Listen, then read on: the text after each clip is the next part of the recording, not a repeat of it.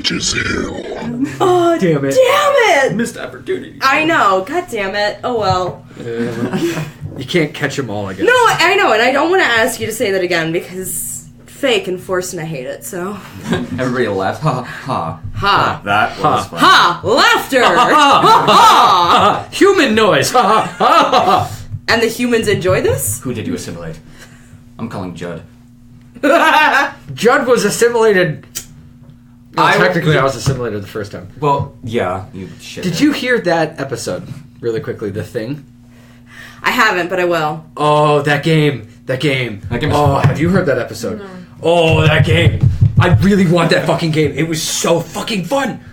Oh my god, it was so fun. I want to get the Resident Evil one, but that's going to be around like $80. We still gotta play that game. I know. I have not touched it. We're trying to... Don't, cheater, because...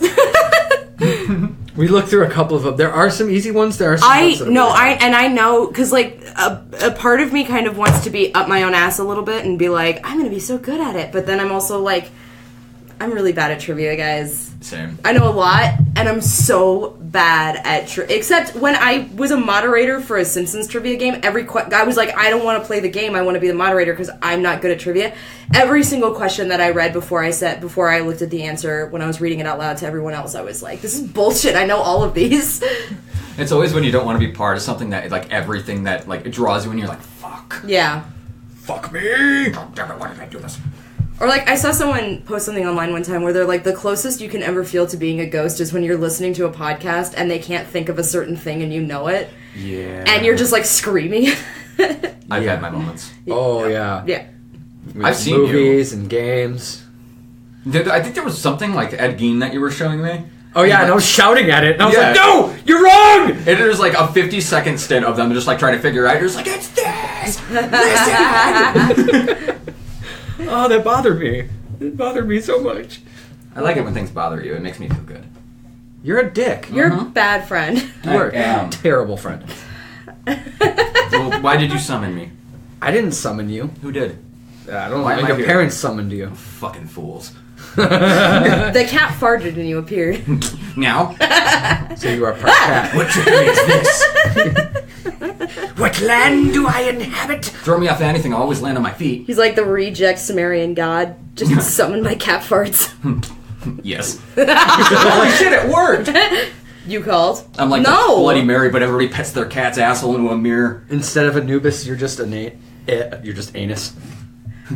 Anüs. That's how Nice. Anüs. Anüs. We're summoning Anüs. Get There's that. somebody like God. someone trying to summon Anubis and they just like mispronounce a like verb and they're just like just one syllable off. They forget the B and just Anus. And then I need you to appear just like this though. Hat, flannel, just like yeah. So, Exorcist t-shirt. What's going on, dude? Tie-dye Exorcist t-shirt. Better yet. yeah, I'm wearing a tie-dye You Exorcist just like poof into being and you're just like, who's ready to party, bitches? So I guess in a way you had to exorcise that memory from your mind. Hey, everybody drink. I need a squirt gun. On that note, welcome to Witch's Spray Hill. bottle. No. You calm down there, Tim. Get off the table. I'm Pat, I am Tim. and we are here doing stuff with spooky things and Ouija boards and... No? Not today? Okay. No, not today. And we are joined by Shelby. Hi. So today we are doing an episode that I know you have been looking forward to for a long time. I did not expect to be on this one. As soon as you told me that you guys were going to do an episode like this, I was like, oh my god, I can't wait to listen to it. So when you asked me, I was so flattered. Instead of just listening, now you're on it. I know. I know. I was so flattered. Well, anyway, we are doing The Exorcist. Yes. And we're pretty much going into the full spectrum of everything surrounding The Exorcist. Yes, both the actual true story and the movie and some other things. Yeah, some surprising things that not many people know about, and it's not really reported on that much. A couple of fun facts. A couple of fun facts. I would say they're really fun. They're very fun. So get ready, get your crucifix, your Ouija board, turn out the light, and summon that monster to listen to this episode with you. Yeah. Because this is The Exorcist. Yes, it is. You know where to stick that crucifix. Yeah, right inside rolling dough. Let Jesus fuck you! Let Jesus fuck you! know what? I will say this. Since we're talking about this scene, I wanted to save this little tidbit for later, but we were talking about the scene. I have never heard of a more creative adjective than, do you know what she did? Your cunting daughter. I was just like, what did she say? Well, and that was, I forget God damn it, the character's name is escaping me, but that was the voice that was used when she said that was the voice of the director of Chris McNeil's film, who Reagan thought, like, are you dating him? And he's the guy that Reagan pushed out the window and murdered. Oh, really? It was meant to be that guy's voice who said, "Do you know what she did, your cunting daughter?" It was that actor's voice that was coming through her. That makes sense. And it was after he was murdered. Oh shit! That's even darker. Yeah, I like that. So it was that, and then there was the scene in the beginning when Father Karras is at the subway, and the homeless guy is like, "Help out an old altar boy, Father." And then Father Karras like ignores him and gets on the train. That guy's voice comes out to Father Karras as well. Oh no shit! I did not catch that. There's a lot of like subtle shit in that movie, so it was done really well. Yeah, I had this conversation last night to where I was like, here. William Friedkin is very much, I compared him a little bit to Kubrick, to where I was like, people think that they're clever if they're pointing out, like, continuity errors or, like, inconsistencies in their movie. I was like, no, you don't understand. Kubrick doesn't make mistakes. William Friedkin doesn't make mistakes, to where everything that they've done and everything that you've seen is completely, like... Intentional, right. They're very, like, Friedkin was very detail-oriented. He was so, and there are so many things in that movie, and we'll get into it later, but like there's shit in that movie that's like still even taught in film school because of how subtle it was and how intentional. I mean the actually no, I'll save that for later. But let's go back to the beginning, how this all started. Because this is surprisingly based on a true event. Surprisingly? Well, I mean, because you see a movie like that, you wouldn't expect it like this about something in real life. I would say that about back in the day. Now, like, every fucking person and their cousin has a fucking possession movie. The possession of this, the possession of that, the possession of a possession. I think that my favorite film title of all time is The Last Exorcist 2. The Last Exorcism. I was like, it was The Last Exorcism 2, and I was like, I didn't even see it. I saw The Last Exorcism, but I didn't even see Last Exorcism 2 because I was like, that is the best movie title of all time. It's a fun movie. I will say that. It's definitely a fun movie. I mean, possession movies are great. Really? Because it's the same reason. It's kind of like, really? The last one too? Come on. Well, and I think that too, like the time that the book was written, like the reason why basing it off of like real life events was so substantial was because at the time, and if you talk about real exorcisms, I mean exorcisms sanctioned by the Catholic Church, less than, I think it was something crazy, like less than like 50 performed in the United States in like the last 100 years before the book was even written. So the Catholic Church believes in it, but they're very like picky about it. It's weird though, like when you really think about it, because how many times they talk about like demons and the devil having like hold on everyday life and your sins, and it's all powered by the devil and stuff like that. Do you think that they'd want to like crush it at the head? Like, why not do more? You would think so, but I think that it's the idea that like Satan, and I only say this because I was raised a Catholic and I went to Catholic school. Satan presents to you temptation. But he's not going to actually take over your God-given free will. So it's more like leading a horse to water? Yeah, exactly. Okay. To where Satan led the horse, provided the pond, but the possession grabs that fucker by the mane and dunks his head in the water. Okay. If that's not a gruesome enough analogy. That is an amazing analogy, actually. So I think, because I was taught that Satan's influence is in providing the temptation. He puts the donut in front of you. Okay. Possession is forcing it down in your mouth. Eat this! So what you're saying, there's an accomplice to this. There's somebody else behind the scenes. I think the only reason why I said donuts because I'm thinking the Homer Simpson donut machine when he was in hell. More? No. Just imagine him like Homer just coming out of the water, just like, temptation! So why don't you take us in the Wayback Machine? In the Wayback Machine? Yes. All right, fuck it. Let's go back to the end of World War II. Maybe like 2 years after that. Okay. Okay, 1949 is when this happened, back in January. This happened to a guy named Ronald Hunkelers. I think I'm saying that last name right. I'm probably butchering it, but he was actually given a code name called Roland Doe by the Catholic Church. Holy shit. 70 years ago this past January. Oh my god. Yeah. We need to go to that house. I would love to. I want to do an investigation there. Is it in Georgetown? It's in St. Louis. Oh shit. Yeah. It's in, Okay. Yeah, Missouri. So as long as that's the St. Louis that they're talking about, I don't know any other one. Not that far away. Oh no, that's like a 5-hour drive. I mean, we're going to be going down to Alton, hopefully. So, right across the river, who knows? And this little boy, he was 13 years old, and he ended up losing his I think his favorite aunt, Harriet, who taught him how to contact the devil using a fucking Ouija board. God damn it, stop fucking around with it. Go to your room. Contact me after I'm gone. Like, that's not exactly how Call me when your minutes are free. New Ouija, who this? Before cell phones, we had this. Well, and let me tell you, the free minutes didn't start till 11 back then. but don't let them roll over. No, they can't. You'll never get rid of them. Mom, get off the AOL. I'm trying to use the Ouija. Just hovering in the air. Not now!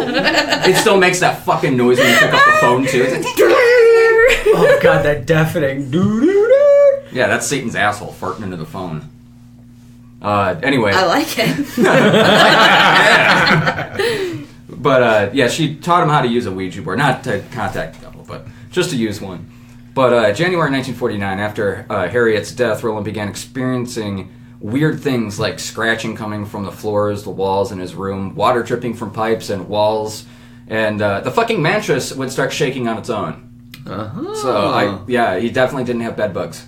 Nah, it does not sound, unless it's some severe case. That's like bed head chugs, like just running around, just like, something's under the bed. Just, I don't know. I don't know what they thought, but that's not normal. You put the quarter in and it just... Somebody keeps sneaking back in there. You're not going to sleep tonight. God damn it. Mom, stop it. I got school in the morning. Why do we stay at this hotel late? Well, anyway, they sought help from everyone, from psychiatrics to ministers, and the one person who actually did end up helping was Father E. Albert Hughes, and he's a Catholic priest. Well, in late February 1949, an exorcism was conducted, but was actually stopped because Roland broke free of his restraints by snapping a spring from the mattress and slicing the priest across the shoulder. So the priest was all like, fuck that shit. And like, I don't know why, he's just like, I'm stopping, and then walked out, like, because it instantly goes into the next day, or like a few days later. Like, I mean, demon kid stabs you, I'd probably later days out of that too. Yeah, but I mean, like... He's supposed to... I don't know. I find that a little like, what were you doing? To me, that says, and I might be jumping the gun here, but it's like, even with these very real life... And priests are incredibly devout people. Oh, yeah. But I think that even in, like, these real life scenarios that are documented, such as this one, like, even though they're there and they're performing it and it's sanctioned by the Catholic Church, there's a part of me that thinks that they don't fully believe it either. I think that it's... And I'm wondering if that's why he's like, it's not the devil, that kid's just an asshole, bye. Yeah, motherfucker could be. Take your cunting daughter away. Well, yeah, he's possessed. Yeah, by the devil, not an asshole, bye. And just nope the fuck out. Nope. Devil's standing there like, dude, I don't shank people, back off. Yeah, right. Just fades into the shadows. Me and that dick, not friends. Put down the knife, we'll talk. Or the spring. But yeah, after that happened, a few days later, Red Scratches formed the words Louis on the boy, which his mother took as a sign to go to St. Louis, where her family was, and they might actually find a way to save her son. A cousin who was attending the St. Louis University hooked him up with Father Walter H. Halloran and Reverend William Bowdern, who agreed to perform an exorcism on the child with the help of a few assistants. And then March 1949, the exorcism is conducted. They witnessed the scratching and animal-like noises and the bed shaking. All the things that happened around the time of the original failed exorcism. They noticed a pattern in his behavior, though.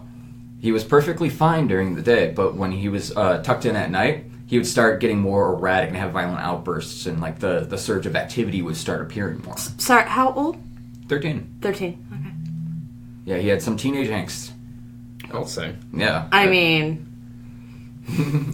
His super rebel, I'm contacting the devil! Or my aunt. I'm gonna put on mushroom head and go to my room. Oh, man. I don't know why the music just started playing in my head for Mushroom Head. We want to see them in June. I saw that there were events coming out. Yeah. But after they had seen all the like weird shit that was flying around the room by some unknown entity, Okay. things that they really couldn't, explain, along with the boy freaking the fuck out at any religious or sacred items, like acting vicious and violent towards him. Next appeared in the boy's chest. And it looked like a scratch, but Bowdern believes that this was a sign for the number 10, the Roman numeral. Pitchfork-like scratches would appear on the boy's thighs, leading down to his ankles. This happened every night for longer than a month. Oh my god. Yeah, right? Those in attendance think that the number 10 signified how many demons were actually inside of Roland. 2 priests continued every night to help the boy by performing in the exorcism. So every night this kid had a fucking exorcism put on him. For a fucking month. Yes. That's a persistent-ass demon, dude. Yeah, those are some devout priests. Like, good on them for trying to help. Oh, absolutely. Yeah. So the same ones? Mm-hmm. Were there the whole time? Yeah, that's the info that Jesus. I got, yeah. Yeah. No, he wasn't there. The devil. Well... It's fucking smartass. On March 20th, 1949, Roland peed all over the bed. Sorry. Well, I mean, we've been... down the rabbit hole of such horrifying things, and then I really hope that that's not your apex of That's this. where I end all my information. He peed on the bed. He peed on the bed, and then William Peter Blatty wrote a book. Goodbye. The devil was like, ew, I'm sticky, and fucked up. That's how you beat the demons, guys. I mean, you have pee to on them. imagine during this time he was not very well hydrated, so just imagine. Oh my god, the smell. Ew. Anyway, sorry. I'm so sorry. You took it to a bad place. I'm so sorry. Alright, I'm gonna restart that so that way I can get more fluent with what I was trying to say and not stop right there. On March 20th, 1949, Roland peed all over the bed and began cursing at the priests and shouting at them. His parents then sought out more serious measures. They took him to the Alexian Brothers Hospital in St. Louis. April We have 18th. one of those. We have one of those here. Do we? In Alexian Brothers? No shit, do we? Yeah. Oh. In Hanover Park. No shit, I didn't know that. Well, if we ever get possessed, I'm going there. Hey, man. Well, I mean, we'll see how it turns out and how they handle it. They just push me out back by a dumpster. Do your Yelp review after the episode. 2-star. My arm still just keeps moving. Oh man, that's like idle hands. The devil's still in me. You need to kick your meth. I don't want to. April 18th. A miracle supposedly happens in Roland's hospital room. The Monday after Easter, Roland began having seizures and screaming to his parents that Satan will always be with him. The priest laid holy relics, crucifixes, medals, and rosaries around the child. At 10:45 p.m. that night, the priests were shouting to Satan that St. Michael would battle him for the child's soul. 7 minutes later, Roland woke up and just said, he's gone. Roland went on to say that he had a vision of St. Michael defeating Satan on a great battlefield. The Washington Post wrote an article about it in 1949, though it had pretty much next to no real information or details, and soon vanished for almost 2 decades. In 1971, William Peter Blatty penned the best-selling novel The Exorcist, all based on unofficial diaries kept by the 2 priests, Halloran and Bowdern. It was the bestseller for 54 weeks, and in 1973 got the movie adaptation. And that is the precursor to the movie. So that's where the movie stems from. Yep. So, what do you think, though? I don't really know. There's a lot of things that I could really poke holes in, like that last thing where it just said unofficial, like journal entries. Well, so... Or diary entries. Let's say that we fully believe that those events happen, but, like, do you think demonic possession, or do you think kid just out of his fucking tits. Well, coming from my skeptic side, I can totally see all this being fake. Yeah. However, especially with 1949, there was no such thing as mental health. It didn't exist. Yeah, it was, ship them off someplace, let's electrocute them, see what happens. Yeah, exactly. Let Cropsy deal with it, bye. Yeah, exactly. Just say, if he dies, he dies. It was his mental illness. No, you put him in insulin shock therapy and killed him. And then put him in a room where he's covered in his own feces. That was the extent. So I think that probably had a lot to do with it, too, where it's like, mental health didn't exist. Mm-hmm. So also, what happened to him at the Alexian Brothers Hospital? Not to say that they're liable for anything, but what happened? Like, did they go around the procedures that they thought were good back then? Because back then, electroshock therapy, ice baths, insulin shock therapy, all that shit had a play in psychiatric healthcare. They did, but then they also didn't have, they couldn't run an MRI, they couldn't run a CAT scan, they couldn't, all of those other things, which obviously did happen in the movie, but made, 20 years after the fact. Yeah, obviously with Hollywood, they kind of, pick and choose what they want to put in there. 100%. Roland wasn't a dude, it was, what was it? Reagan. It was Reagan. A couple other things have changed, too, but as for, the legitimacy of everything, I'm not entirely sure, because there's that thing that's called the, what was it? It's like a group thing where everybody sees the same thing. Mob mentality. It's like the mob mentality. I'm just trying to think of the right word. Power of persuasion? No. It is the power of persuasion. Essentially, everybody thinks the same thing. It's like a group. It's like the first person to say it out loud. That's what it is. Yeah, and everybody just kind of clings to that. It's so yep. Like see it. So I don't know. Because somebody could have said rabies, and people would have been like, "Yep, rabies." Yeah, it has to be rabies. Gotta be rabies. Makes sense. Behead him. But kids are not going to school. Why? Just go in there and look. Split pea soup everywhere. Where's your son been? Son? I'm sorry. About that. Shifty eyes. About whom are you speaking? No. Beeline's the other way. Yeah. What? Yep, coming. Bye. But I don't know. As for the actual, if this actually did happen, I think there may have been a few things lost in the fray. I think. I have to. Yeah. Well, because here, so the information that you have that you just read to us beautifully. Thank you. You're welcome. But so did that come from the diaries? This did not come. All of this did not come from the diaries. This was just a report on said thing. Okay. The book itself was written, including the entries of the diaries. Okay.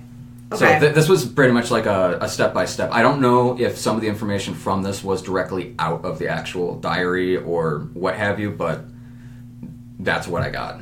Okay. So, I don't know. I would, for those people out there, I'd say, if you get your hands on the book or if you already have it, cross-reference it with everything else and try to see if you can find any inconsistencies. Yeah. Well, at least, or even better than that, these parallels. Because here's the thing. If you said the Washington Post wrote about it, yep. Okay, so there has to be Roland Doe existed, and something really fucked up happened to him. Was it that extreme? Maybe not. We never know. But something fucked up happened to him. So it's more because if you were to believe that demonic possession can happen. Why not this story? Exactly. Or do you think that it would be something else? It's you want to say, yeah, I fully believe in it, but then when you really hear about a story of it actually happening, you want to find the most logical scientific explanation. Mm-hmm. Yes.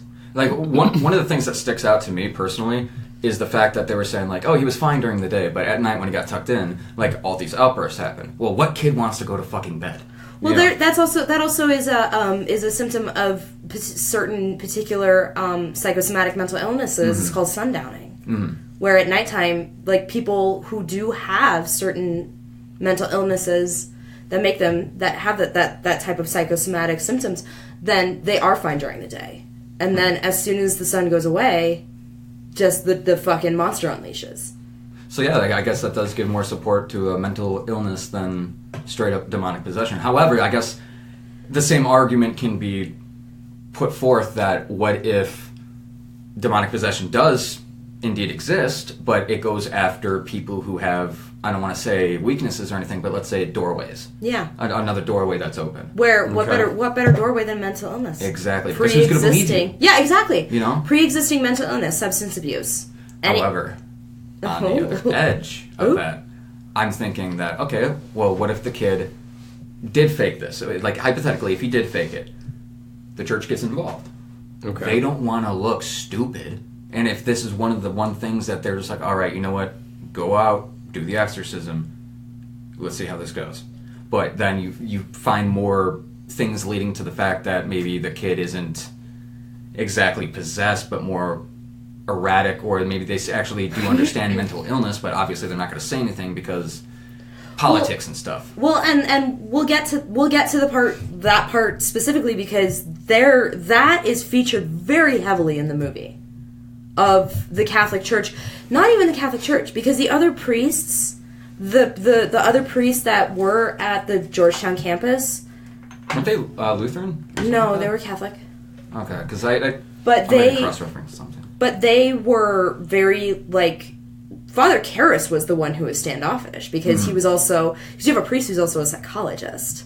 Yeah. So which way is he going to lean? But then when it's brought up to the council, they say they had very little hesitation. Father Karras visited Reagan a couple times before deciding to do it. The council had very little hesitation. They just didn't want Karras doing it.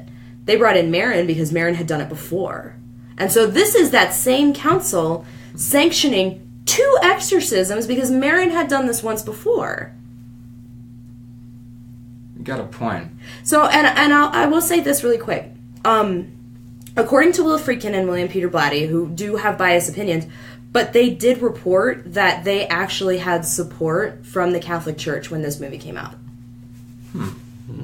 Okay. Because at the end of it, it was faith and it was the power of Christ that healed Reagan, that drove the demon out of Reagan into Karras.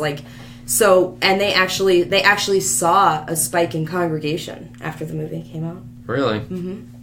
Well, I could definitely see them sanctioning it, though. Here's the thing, though, is that, again, it can go back to the whole, this said that it was based off of the, the book was based off of unofficial diaries by both priests. Now, if the movie is going off the original statements that Roland Doe gave, that's one thing. However, if it's going off of the unofficial diaries, that's the one thing that keeps ringing a bell in my head is the unofficial diary part. Like how... Well, unofficial, what exactly did what, they haven't been notarized, or unofficial, what? That's my question. Was this in their possession? Were they holding it? Oh, this is my diary. Here you go. Use this. Or did they break into the house? I found a book in this dude's house. It has to be his.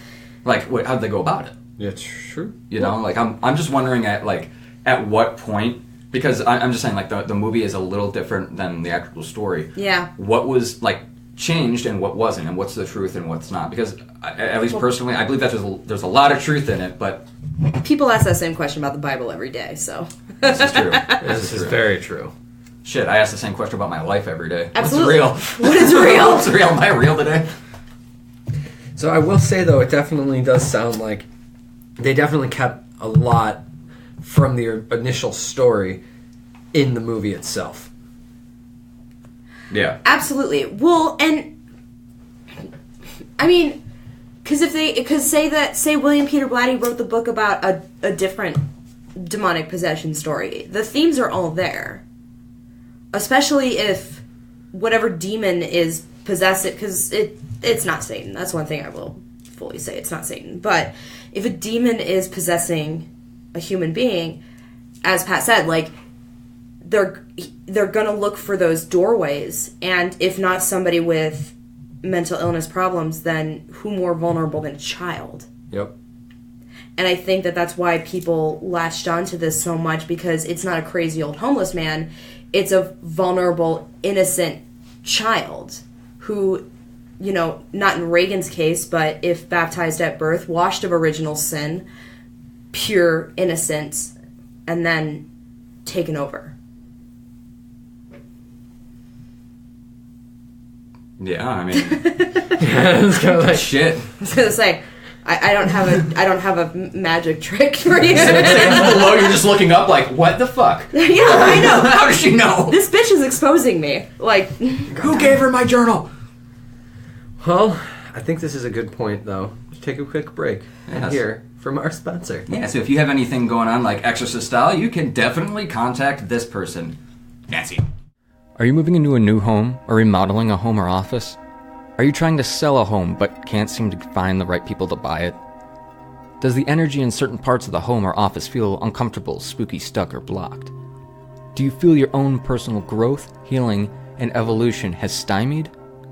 Has there been sudden pain or illness you can't explain? Has there been any deaths? Is anyone having trouble sleeping, restless children in bed, or night terrors? Is there a lot of fighting and bad experiences with the home or office? Do you ever see moving shadows, flying objects, hear voices, or smell weird odors? Do your appliances or machines break down or have mechanical issues often? Do you seem to be having a string of bad luck? If you've answered yes to any of the following questions, please consider getting a clearing by us. Please contact Reverend Nancy for a quote at 630-340-0877 or her partner Amanda at 719-271-7309. So all in all, I would say that the movie definitely did follow a lot of it, especially when you brought up the bed shaking. Yeah. That was a huge portion. A fun little fact, too. Oh my god, I can't believe I didn't think of her name. The actress that played Reagan's mom. Ellen Bernstein. When she was thrown from the bed when it was shaking, that was actually like a real scene, and she suffered a lifelong spinal injury from that fall. That scream you hear is her actually screaming from pain. And my back hurt. Also, if you... Just a random side note that has nothing to do with anything, but if you haven't, seen the resemblance, the mom from Requiem for a Dream. The grandma? Yeah. Jared Leto's mom from Requiem for a Dream. That's a fucking horror movie. That's her? That's her. Oh my god! No fucking way! I do this to you every time, and it's my favorite thing. This fucking blew my mind. Picture the face in your head. Isn't that crazy? I'm gonna have to rewatch. But you're right. That's a fucking horror movie. That movie bugs me out more than any horror movie. Really. My fiance, because it's real, and my fiance who hates sad movies, he was like, everyone's talked about it. I need to watch it. I was like, no, Ryan, please, no, you'll hate it. You'll hate it so much. It is the saddest movie ever made, and it's so disturbing. Anyways, but I just wanted to throw that out there because I'm like, a lot of people actually don't know that, but yeah, it's the same actress. Isn't that crazy? Oh my god, that is crazy. It's kind of cool how it's all tied together, though. Yeah. I know. Just actors. Well, but it's one of those things where once you see it in your mind's eye, you're like, now I can't unsee it. Exactly. And you're also kind of like, how the fuck did I not pick that out? Yeah. No, I feel the same. But way. yeah, no, it does. It's still she still has back problems to this day from when that happened. There's a lot that happened with all the actors or people involved in the movie in some way, but we'll get to that in a second. I know a little bit, but I don't know the fullest extent of everything. Have you seen the mechanism that they had to make the bed shake like that? No, I didn't. Oh, it was incredible. So behind the wall that Reagan's bed was up against, behind it, there was they had to, because it was an actual house. It wasn't like a movie set. It was an actual house that they filmed in, and so they had to cut holes in the walls, and they had these 2x4s basically, or these rods that were attached to the bed, and it was on a crank system. And it was two guys facing each other, turning these huge cranks that were making the bed shake. And on the other side of the bed, they had attached to the bottom of the bedposts more rods. And there was guys just you and I many times have hailed practical effects. The fucking practical effects in this movie, because in 1973 there was no CGI, and so the fucking practical effects in this movie are just unfucking, and that's one of the fewer things, but it's I saw a picture of the mechanism, and William Peter Blatty William Friedkin had a bunch of different weird like mechanisms created to get certain camera shots, get this, get that. And so he figured out that because he had these contraptions built to make certain things happen, he had to light the set from top to bottom so that there would be no shadows. Damn. Yeah. That's a lot of fucking extra steps for a scene.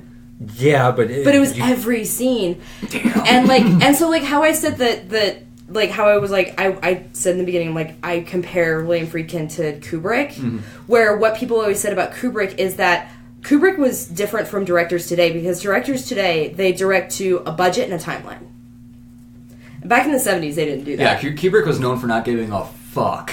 Yeah, I will spend all the money, I will take 4 fucking years, I will do, this is my movie, and I will abuse my actors until I get the right scene. Exactly, and William Friedkin was the same way. Well, he was kind, but he was also ruthless in a way of that he was like, no, this is my movie, and we're gonna get it done the right way, and we're not cutting corners. I don't give a fuck about your budget, I don't care about your timeline. It's done when it's done. And so he did, because he had all of these crazy contraptions that he had to build, that the entire time that you're in Reagan's bedroom, if you go back and you watch it again, even at night when there's a lamp lit, or during the day, there's no shadows on the walls, because he was like, we can't have shadows because it'll expose these contraptions that I made. Huh. So that's neat. So exactly, and on top of having to make all of these weird things, all of these weird contraptions, he also then had to figure out, how do we light this shit to where it doesn't show it on the wall. I know that they turned essentially her entire room, Reagan's room, into a freezer, so that way when the priest walked in, that wasn't fake. Yeah. They were fucking freezing. Yeah, there was actually a moment on set where it actually snowed. Mm-hmm. What? Yep. Well, because of all the moisture in the air of all the people being in the room. Yeah. Oh, that's funny. Well, and they could only film those scenes a couple minutes at a time, because they would chill it. People would come in, and the moment that people are in there, it would warm up. So they would film 10 minutes and then stop, cut, everybody leave, chill it again, come back, keep going. And there was a really funny interview that I watched with Linda Blair, where she was like, the most annoying part about those scenes was that the camera crew and Friedkin were all in parkas, and I was in a nightgown. Yeah, I can just imagine laying in a frozen bed, just don't react. Oh, fuck, man, that's some good acting. Yeah, that is some good acting. I'd be shaking the whole fucking time. Yeah. When you mentioned that about kind of being more of an extreme director, there was one little thing I looked up. I forgot who it exactly was, but someone on set, Friedkin was trying to get this specific reaction from him, so he goes up to this actor, actress, it was someone from The Exorcist, and he said, do you trust me? And we're like, yeah. Smacks him as hard as he can, and they immediately start rolling. And that initial reaction was actually used in the movie itself. His way of calling action at certain moments was that he would fire a gun in the air. Yes, he did that randomly. Yeah, he would randomly take out a gun and fire it in the air. Maybe this guy's my real father. I would do that. I'm secretly saying this to myself. Damn. Well, and I saw the most amazing interview with him, to where so I was watching this this behind the scenes thing, and it was called Raising Hell, and it basically was Linda Blair, Friedkin, William Peter Blatty, all talking about because Blatty was on the set the entire time. I think that he was one of the producers of the movie. Yes. But he and Friedkin were close friends, and he basically he wrote the manuscript, and it was actually before the book was even published that he sold the rights to Warner Brothers, and he reached out to Friedkin personally and was like, here's the manuscript, I would love to turn this into a movie, the book is being published soon, would you please direct it? And Friedkin was like, fuck yeah, and he was like, and they were buddies, but I watched in this interview, it was sort of sweet but very strange, to where Friedkin knew how to deal with a child, and he knew how to direct Linda, to where she talks about, she was like, I was a child, I didn't know what I was doing, I didn't know what I was saying, so he had to direct every single second of my performance, but he did it in a way that you only could with a child, to where Friedkin was like, I became like a surrogate father to her. And the part with the crucifix, like, explain that blocking to a 12-year-old girl. And so he had to do it almost like a joke. To where he was like, okay, so you're going to take this and you're just going to pretend to thrust it between your legs. And he said that Linda would be like, oh, no, I'm not doing that. And he was like, oh, yes, you are. And, like, he would, like, tickle her.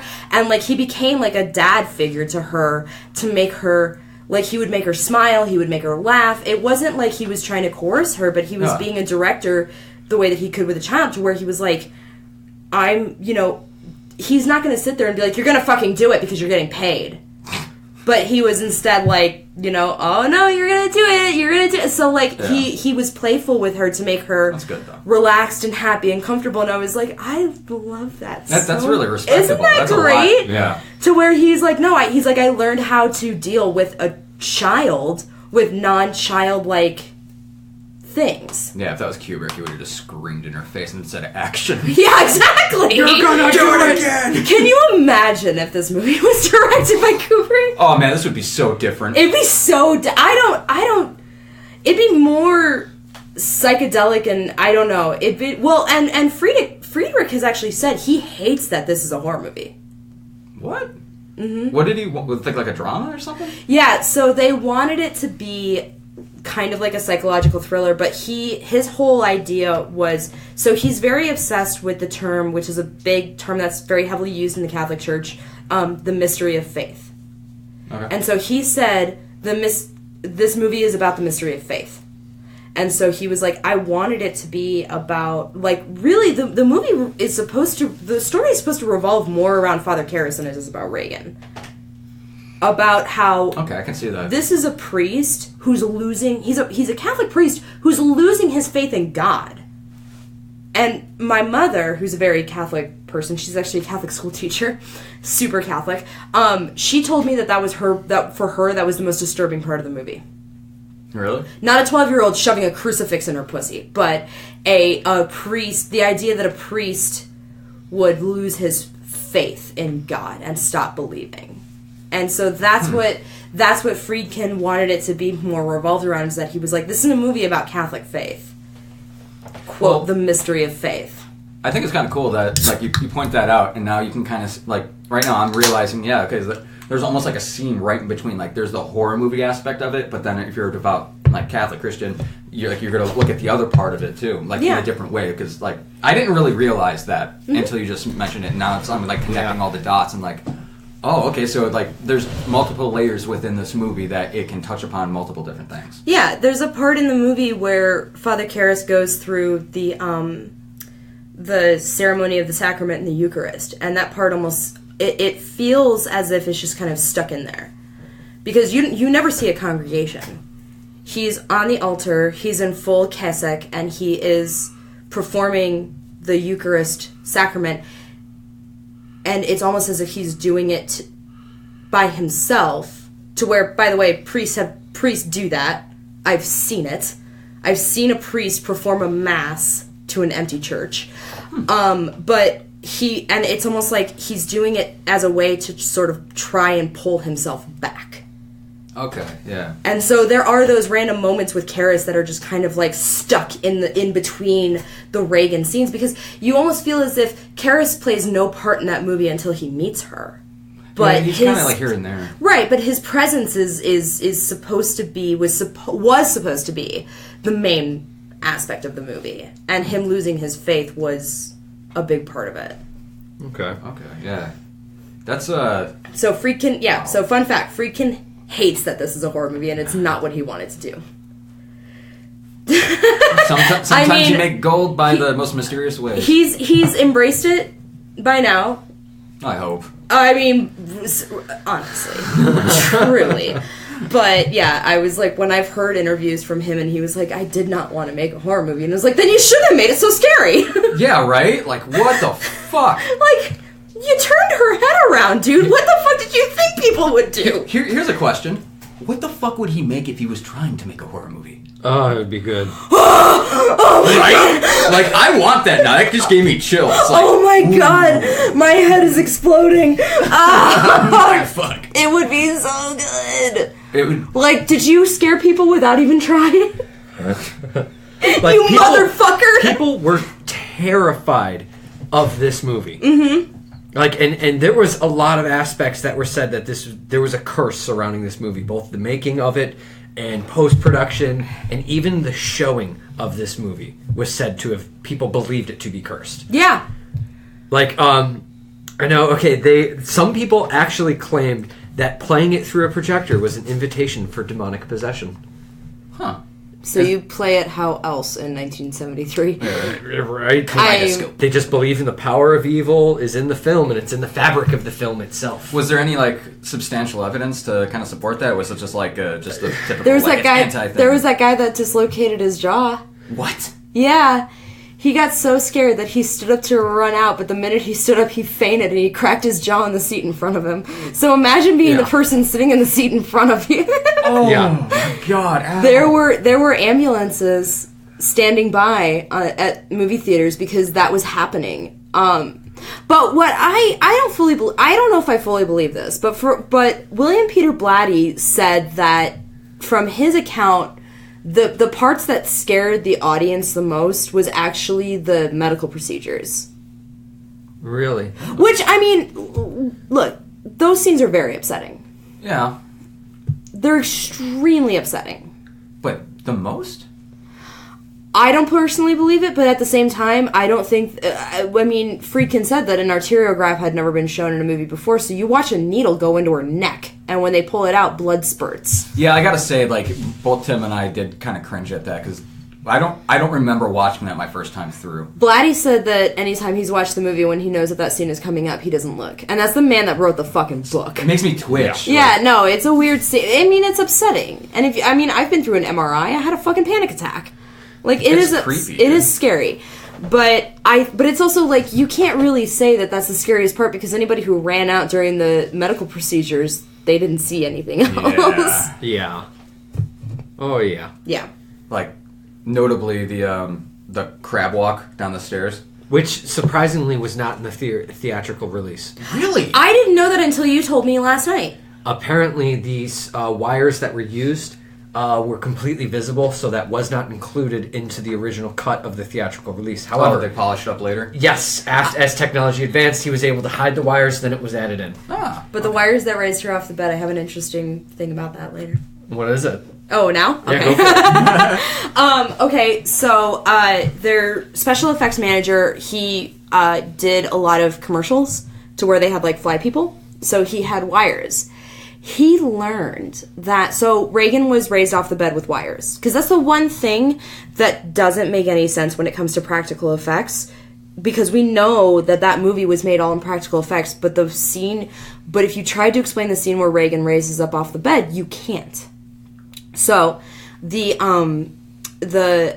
guy who's in charge of the practical effects, he learned early on that if you paint the wires with polka dots, they disappear. And so he got these wires, and he had to have the special effects crew paint dark light, dashes all down every single wire in tiny little motions, all down every single wire, because he said, from a slight distance, polka dots, your mind breaks it up, and it can't... Dark against light you can see, and vice versa. But when it's polka dotted, your mind breaks up and your mind can't put it together, and so your mind loses it completely. So the wires are there, and they're 100% visible. You cannot pick them up with the human eye because they did these polka dots on them, and it made them disappear. That's brilliant. Isn't that fucking crazy? I bet that also helps with the fact that, like, back then, like, nothing was digital, and you still had, no matter how good it is, you still have a little bit of grain in the film. Yeah. Whereas, like, today, if you're using, like, a 4K camera, you have to use CGI. You're not going to be able to use fucking string unless you use that type of thing. Well, and there was one thing that was said, it makes sense to me, but it broke my heart when Friedkin had actually said, he said, well, if I made the movie today, I wouldn't need to do any of that, and I'd use CGI. I was like, no, God, no, it was perfect. This movie looks better than CGI. You know what it would have turned out to be like? And I hate to plug this movie on here. Hellraiser Judgment. That's how it would have been. It's a cartoon! Exactly. Like, there's the on brand, and that fucking movie is that value plus brand. Like, I always see that meme going around, and it is one of the most truest memes I've ever seen. Jesus. Oh, a cartoon. No. Yeah, but no, Pinhead. and that's the thing is like, and I mean, I've used this movie as an example in so many aspects where it's like, somebody wants a good horror movie to watch. You haven't seen The Exorcist? Go see it. Yeah, it's either like The Exorcist, Poltergeist, or like the classics. You know. Yeah, like the Exorcist came out in 1973, and all practical effects, and will scare the living shit out of you. Yeah, it's still thought provoking even today. I had nightmares last night. I don't have nightmares. It wasn't about that, but still. Something crept in. Yeah, I was just like, ooh, thought provoking. Yeah. So there was a lot of belief, as I was saying earlier, that there was a curse surrounding the production of this. Mm-hmm. There was, surprisingly, about everything I found, there was a lot that fucking happened. And most of this stuff is actually well documented and well known. Surprisingly, the set actually caught fire at what was supposed to be the McNeil home. The entire pigeon flew into a circuit box and started the fire. And massive damage all over set, except for Reagan's room. Reagan's room was completely untouched by the fire. But was it because of the freezer? Maybe? No, that's not how fire works. No, damn it. You guys shook! Burr, it's cold! God damn it. Question redacted. Well, and I think that the fact, like, as soon as you said the fire, it's like, yes, I know the story, I love it. Mm-hmm. But for me, the eeriest part of that is not the fact that her room was untouched. It's the fucking bird. Because that bird could have flown into any circuit box on any house in Georgetown.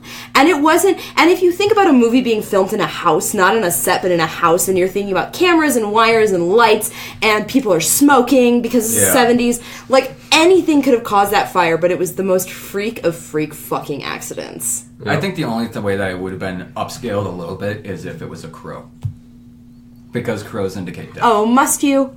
I'm just saying, the one way to top that is like that. Oh, unless fucking Satan rides the bird, he's like, ha ha, right into the fucking generator. Now, another fun little fact, actually, that cat farts in the generator. I appear. And you appear and you just... Anüs. So, dude. That sucks. I'm gonna burn it. Whole part. Now, another thing too, both during the whole filming of this, both Blady and Friedkin actually regularly brought a priest on set to consistently bless the cast, crew, and the set itself.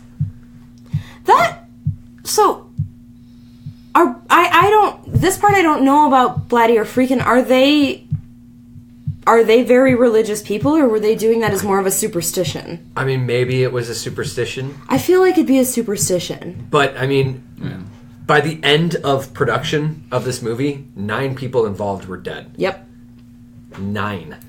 Now, of that, now the actor Jack McGowan, I believe, I don't know, Burke Dennings. Okay. Mm-hmm.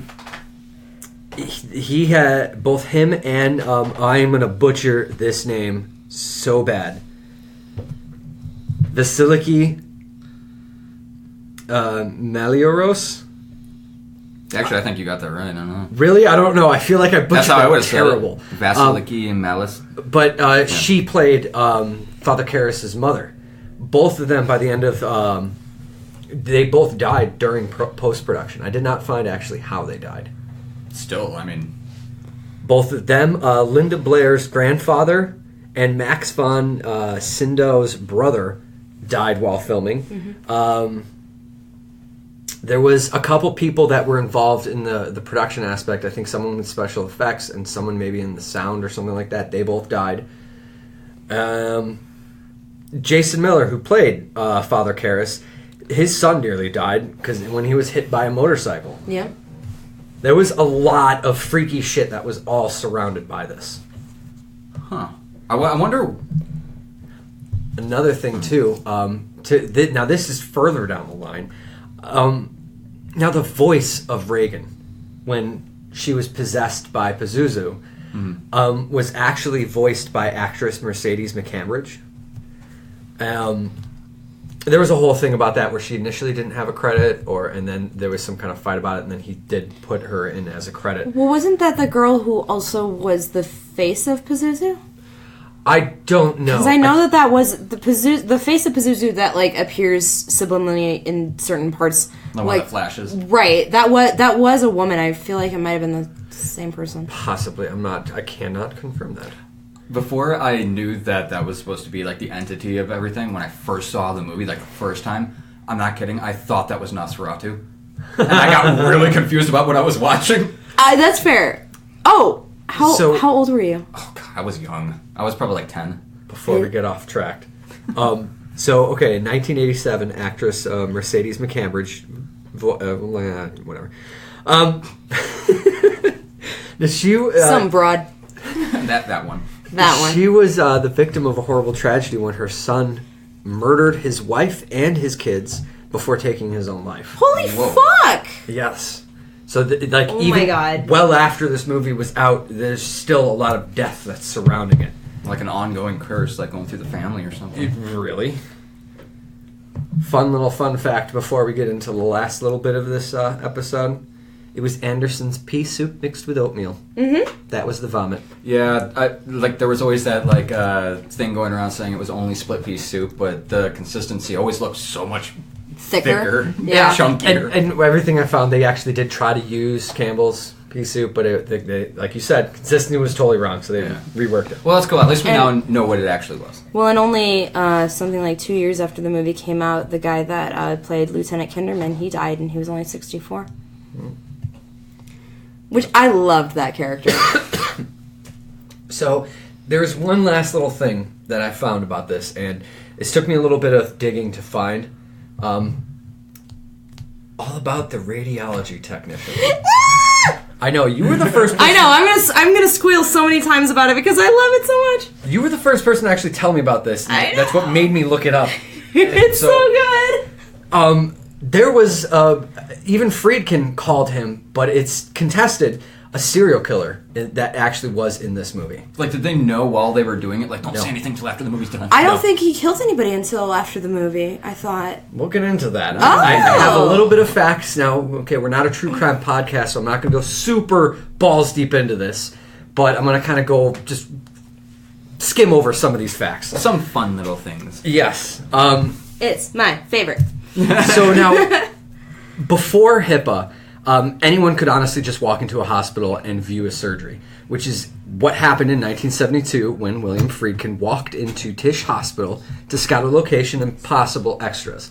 So that whole medical scene, it was something you brought up to me too earlier. Mm-hmm. That is still hailed as a good piece of example of actual a medical practice being done, the most accurate. Yeah, they use the procedure is called an arterial graph, and it's what it does is it's the scene where they put the needle into Reagan's neck and a little bit of blood comes out, and they shove a catheter and a tube into her neck. Basically, what it does is, I know you're twitching. I'm sorry. Yes. But basically, what it does is that it takes the artery that goes up into the brain and they fill it with dye. And so this dye, this dye shows up on X-rays. So they have the dye fill all of the arteries in the brain, and they can all the blood vessels. They take an X-ray of it. Yeah, and so the dye will point out like neurological events or neurological issues by filling it with this dye. It's almost kind of like if you have a leak in your car, they put dye in all of your fluids to see where the leak is, right? Mm. So it's the same kind of thing. So they put this dye into your artery, and and it fills your brain so that they can see on the X-ray where it is. That practice is the only accurate, is the most accurate arterial graph that had ever been filmed, and so that scene was actually for a long time. That scene from that movie was used in medical school. Damn. Yeah. And because of how the whole procedure was done, this was the actual procedure that Friedkin witnessed when he went to scout this location. So as soon as they finished it, he immediately goes down to talk to the doctor and just says, and everyone involved in this procedure right now is going to be I want you guys to recreate this for my movie. I wonder what they all just instantly thought, what the fuck? Yeah, right? Like, I'm just a doctor, I'm at work, now I'm going to be in a movie? Fuck. Who let you in here? So, so that adds another level of realism to that whole medical procedure. That was those were real medical... Oh my God, I'm stumbling on simple procedures. Just doctors. That was a real doctor. Real medical professionals. There you go. There it is. I'm here for you, Tim. Those were real people, dude. Not CGI. But that Not also, puppets. Yeah.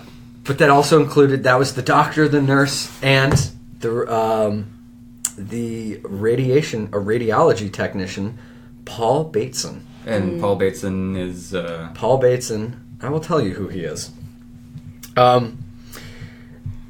We're just going to skip ahead a few years, and I'm going to kind of skim through this now. It was on September 14th of 1977. The body of Addison Verrill, a film reporter for Variety, was found in his Greenwich Village apartment. Now, initially, it was suspected that this was like a B&E that's gone bad. But it was noted that the TV, tape recorder, typewriter, stuff that was easily hocked, all there. Mm-hmm. So this wasn't some type of typical break-in. Like whoever murdered him had to have come with him or been let in. Okay. And at this time, actually, Greenwich Village was experiencing a string of murders of gay men. Of course, gay men in the 70s, they're going to be No one gives a shit. No one gives a shit. They're viewed as the less than dead. Yeah. Yeah. Like, they did not fucking care, and it was pretty much just like, oh, whatever. Yeah. Sad but true. Yeah, no, absolutely. And which is surprising because there was a number of bodies, unidentified victims. They were discovered dismembered and placed in bags that were tossed into the Hudson River. And, whatever, don't care. Oh, he's gay? No, we don't need to look into it. Or at least there isn't enough evidence to initially have any leads, so they're just going to kind of whatever. No fucks given apparently. Well, I mean, if it's not a rich white girl, then they're not going to waste any time investigating, especially in Manhattan. Who gives a fuck? Yeah, pretty much. Though I'm not going to lie, that reminds me kind of of the Zodiac. Now, 8 days, Yeah. 8 days after the murder, the guy that reported on it, he received a call from an unidentified person claiming to have killed him. And I'm going to read a little excerpt from when he was reporting on this. This was recounted in the Village Voice. So he had received a call, and a clear, pleasant voice asked, Is that your picture on page 23 of The Voice? No, I answered. That's Addison Verrill. It sure doesn't look like Addison Verrill. I killed Addison. Oh, and then what did Addison look like? Better than that, he said. Look, I like your story and I like your writing, but I'm not a psychopath. And this unnamed caller pretty much told him that he met Verrill at the Badlands, a gay bar on Christopher Street. And together they did a bunch of drugs and until about like 3 a.m. And they left to continue partying at another bar. And then at about 5 a.m., he said that they taxied to his studio where they drank, had sex, did more drugs. And then at 7:30, now this is also directly from this. Sounds like a great first date. Yeah, right? Damn. I mean, you hit it off really well. It sounds great. Requiem for a Dream? Like, listen. Until about Truly. 7:30, in which he told Bell, something hit me. Addison hadn't been reciprocal.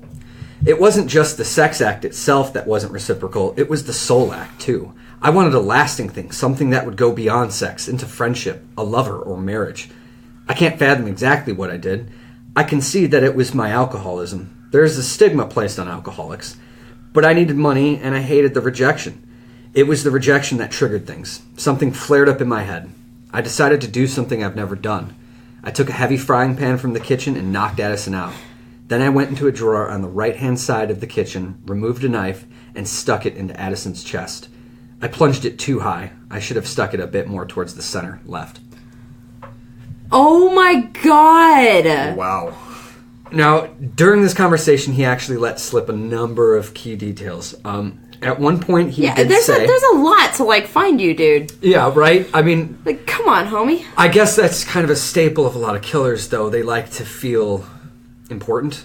They want the adoration. They want the adoration. Well, so it's like you said about Zodiac. It isn't even the admiration. They want to bat the hive. Mm-hmm. Yes. Now, at one point, he said in this conversation, "I'd like to atone, but I don't want to give myself up. I wouldn't be able to practice again. I'd lose my license." Well, that right there is key details. You just gave the fuck away. Okay. And apparently, I'm sorry for my squealing. detectives had also confirmed that the caller had known details that only the murderer would, including that he stole his MasterCard and that an unidentified white substance on the floor had been Crisco. I mean... Dramatic pause. I was going to say, like, as soon as you said unidentified white substance, of course I'm going cocaine. And then, like, you said Crisco, I'm like, wait, what the fuck? That needed a dramatic pause. It really did, because I'm like, I was really revved up to say something great, and then you said Crisco, you threw me a curve, it hit me in the head, and I'm unconscious. Yeah, I kind of, like, went right to a brick wall, like, Crisco! Huh? What? What? I No. mean, listen, Al Pacino used a stick of butter. We all do what we can. With whatever's lying around. Tomato? Martha Stewart would be proud. Now, It's a good thing. Belle, It's a good thing. oh, man. Let me continue. I'm sorry. Dude, you said Crisco. I know. I'm trying to get back from that. Anyway, Back from the Crisco. Listen, can we talk about the Crisco for just a minute? there's some key details here. Crisco. Are we putting a pin in this, or... We're going to put a pin in this. So now, of course, Bell was immediately given NYPD protection that night, and he was instructed to wait for another call. Now, at 11:30 p.m., his phone rang. It was a man claiming to know who killed Viral. The second caller said that the killer was Paul Bateson.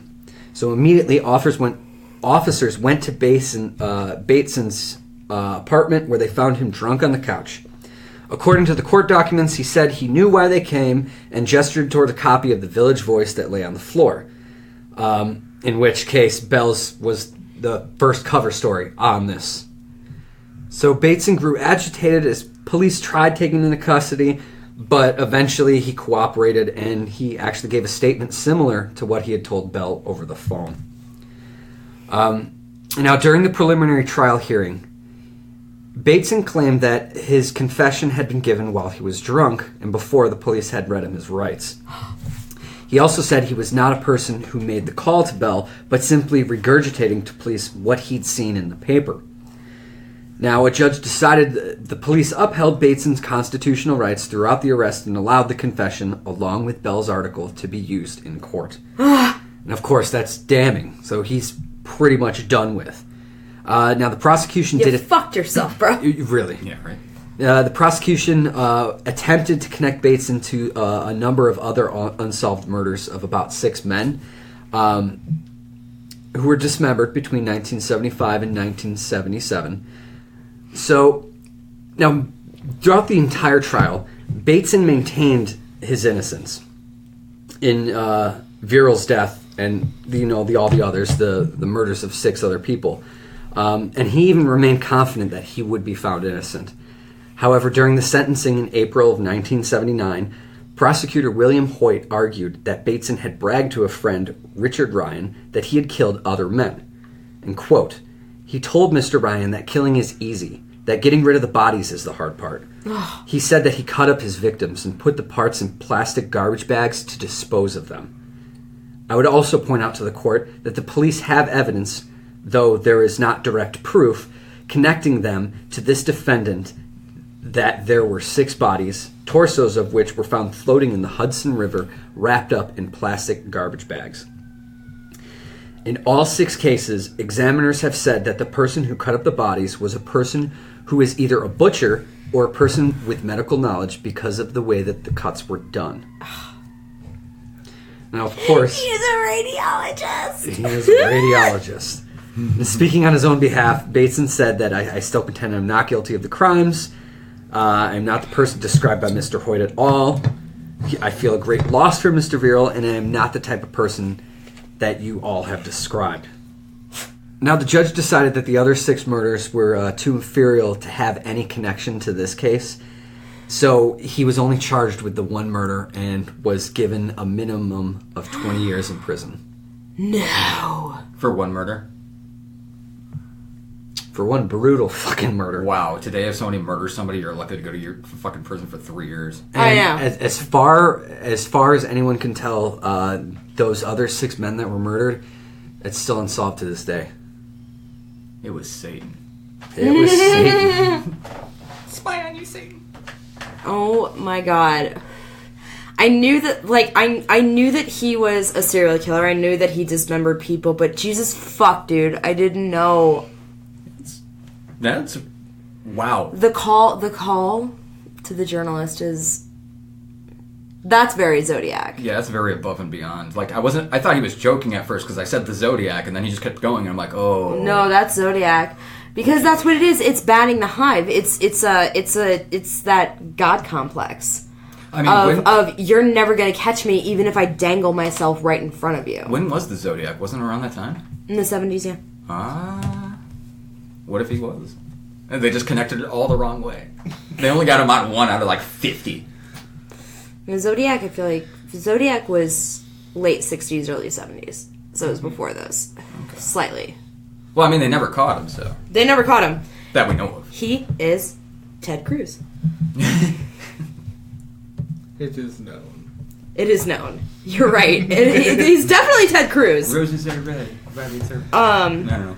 But if we are going back to like, and it's so crazy, like, to go back to, like, if we're going back to talking about The Exorcist, of after I found that out about that guy, because I learned that about that guy about 2 years ago, and I mean, I fucking watch The Exorcist when I'm fucking bored. Like, I watch that movie a lot. This is why I wanted you on this episode. Yeah, thank you.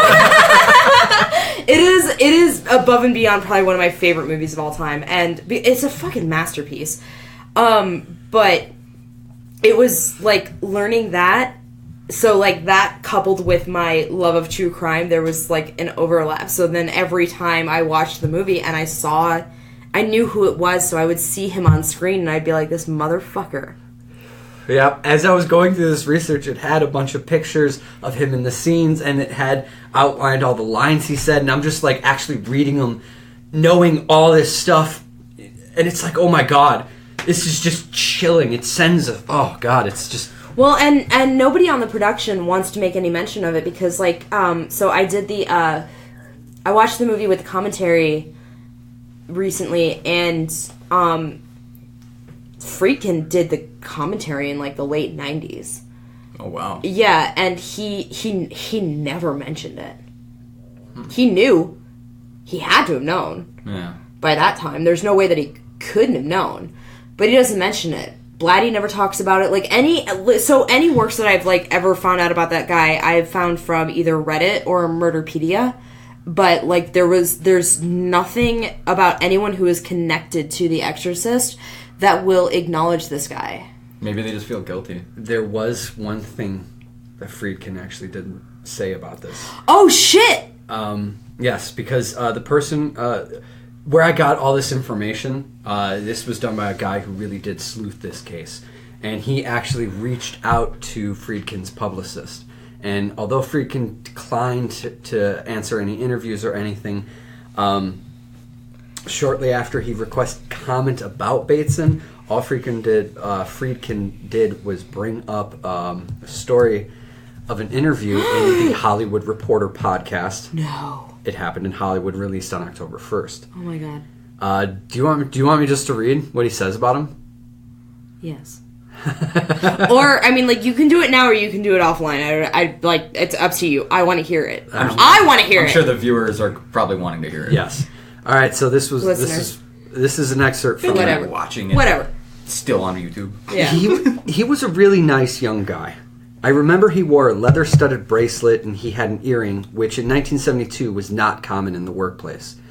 Then about 4 or 5 years later, after the film, I see the front page of the New York Post and the Daily News, and he's accused of 5 or 6 murders. And they were murders in the S&M bars on the west side of Manhattan. His lawyer's name was in the story. And I called his lawyer and told him who I was and asked him, could I visit with Paul? His lawyer said okay. He was at Rikers Island. I went through about 8 layers of bureaucracy, and I get into this cell where there's a guy outside, and I'm sitting with him in the cell. He was very cheerful. He said, I remember killing this one guy. I cut him up and I put his body parts in a plastic bag and threw it in the East River. Well, this is how they got him. At the bottom of the bag, in a very small print that you can't even read, it says, property of NYU Medical Center Neuropsychiatric Center. Oh my god! Oh my. He said, that's the only one I remember, but they want me to confess to another 5 or 6. And I said, what are you going to do? He said, well, I'm thinking it over, because if I confess to 6 or 7 of these, they'll lower the sentence. Oh my god. Now, there's still some more mystery shrouded with this, however, because the conversation with Bateson and Friedkin said... that just goes into... I mean, again, you're not a true crime podcast, but it is still fun. Yeah. Yes, it is really fun to still go through some of this. And it does report at the very end that he's like, nothing I've found in articles or reports about this murder or the court case mention finding NYU body bags that connected to the police to Paul Bateson. Verrill's body was found in his apartment, not dismembered in the Hudson River. I also couldn't find any information about a deal that Bateson struck with the NYPD. A court found no evidence connecting Bateson to a string of murders in the West Village. Wow. So there's a lot of just confusing, conflicting... Yeah, there's a lot of cluster in that. Yes. I would love to hear someone really do a super deep dive. There's so little. Is he still alive? Really? Actually, yes, he is. Because he was actually released August 25th, 2003. And according to public records from the New York Department of Corrections, there are no records listed of Bateson's death, and his last known address was in Freeport, New York. The guy who wrote this article said that he contacted the numbers listed, but they were all disconnected. I sent messages to a few of his email addresses listed, and one bounced back. The others got no response. Because I was going to say, if he's still locked up, he could be like a pen pal with him and just like... No, he just disappeared. He got out and just kind of went... Poof. Yep, gone. Which is probably smart. He probably went back and grabbed that Ouija board and was just like, Satan, what the shit, dude? So I did everything you asked. He's like, yes, but you didn't go according to plan. And then he poofs. And then he poofs. Into a noose. And then he poops. And then he poops. And then poofs. And then a noose is born. And then Anüs. Anüs. A cat farts and I appear. Well, that was... Oh, wait. Oh. One quick thing that I want to talk about, that I wanted to mention, that I learned recently, that I'm very excited about.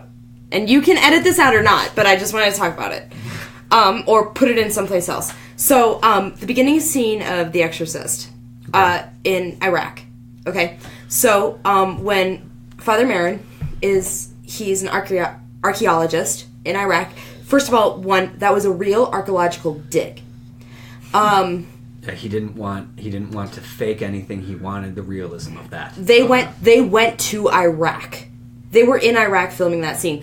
So when he's in the lesser known cool fact, when he was in the tea house, they were about 100 feet from the tomb of Nebuchadnezzar, who is buried on top of the prophet David. So the prophet David is buried right underneath Nebuchadnezzar, and they were about 100 feet from that tomb when they were in the tea house after Merrin found the relic for Pazuzu. So there was that. But the really cool thing about the production that I wanted to bring up, so Friedkin, in the 1970s, much like now, we had no diplomacy with Iraq. But Friedkin was like, no, Pazuzu is going to be found in Iraq. It needs to be an archaeological dig in Iraq. Like, I want to film it in Iraq. So he had to go to Iraq. He had to go under the diplomacy of the Britons. Now, here's the part that's really fucked up. The Iraqi government said, you can film here, but we have 2 conditions. 1, you have to use an Iraqi film crew. You're going to hire these guys, you're going to train them on how to use your equipment because they don't know how to use your equipment. So you're going to train them on how to use your equipment, you're going to train them how to be filmmakers. And Friedkin said, great, no problem. Their second condition, and this is the fucked up part, you're also going to train these guys on how to make fake blood. I did not know that. Really? That's from Friedkin himself. Friedkin was like, I don't know why. He's like, and I did. I taught these guys how to use cameras and how to make fake blood. But the government, the only way that they could be government sanctioned in Iraq was that the Iraqi government said you had to train them on how to use cameras and you have to train them on how to make fake theater movie blood. And Friedkin was like, I taught them. I don't know what it was used for. I don't know why, and I don't want to know. I don't want to know why they wanted to know this, and I don't want to know why that was a condition of our diplomacy. But that's kind of awesome. Isn't that fucking weird, though? Super fucking weird. Like, the government of all people would be like, can you teach them how to make fake blood? I guess. You don't want, like, $20,000? No, they just had to, like, what do we add to this corn syrup? That's the mystery. And that's exactly... Obviously, red velvet cake mix. But don't tell him that. No, but like I learned that recently, and I was like, that is the most fucked up thing I've ever heard. And that is pretty fucked up. And so you're kind of sitting here, and you're like, why did they want to know that? But yeah, it just keeps getting deeper. It gets. Right? I know it goes all the way to the top. But I learned that recently, and I was like, motherfuck. So I freaked out significantly. But yeah, I was like, I learned that recently, and I was just like, oh, I want to talk about it. I gotta mention it. It's like there's a consistent rabbit hole with The Exorcist. Like, you get down in one tunnel, you're like, all right, well, I guess this... Wait, there's another one over here, and one off to the right. Which one should we go to? And then just spider webs out, and then you're lost in a cavern. Well, I mean... That is why I've wanted to do this episode for months now. I brought this up last year. Oh, look, a radiologist. Let's go see what he's all about. Yeah, and I only just recently found out about that from you. You're welcome. That's awesome. But, well, and like, cannot deny... This movie is a masterpiece. Yes. Oh, yeah. If anyone hasn't seen it, you really need to. Oh, if you haven't, even if you're not into horror. If you're not into horror, go see this movie. It is a masterpiece. The reason why I said that it's still being taught in film schools for the sound, Friedkin put voices, audio over the regular movie audio, and it's voices that are saying things, and the decibels of the voices are 1 decibel below what the human ear can hear and comprehend. So he's using infrasound throughout it. Yeah. He also did use recordings of pigs. A lot of the times when Reagan was speaking, or Pazuzu was speaking through Reagan, there in the background you can hear some faint pig squeals and stuff like that. Well, and it's like... And he did random practical effects for all of that. When her head spun around, we know now that was a robot.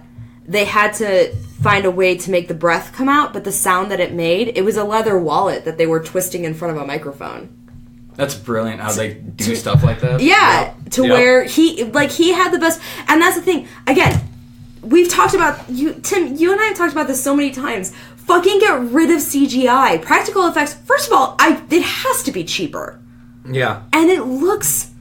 a million times better. And that's the reason why I will always recommend this movie to anybody, is like, whether you're a horror fan or not, you need to see it because it is a masterpiece. It was made in 1973, and it was... I am very passionate about it, I'm sorry, but like, it's... No, but seriously, like, it is so beautifully done. It is a work of art, and in how... Going back and watching it, like, I talked about the wires...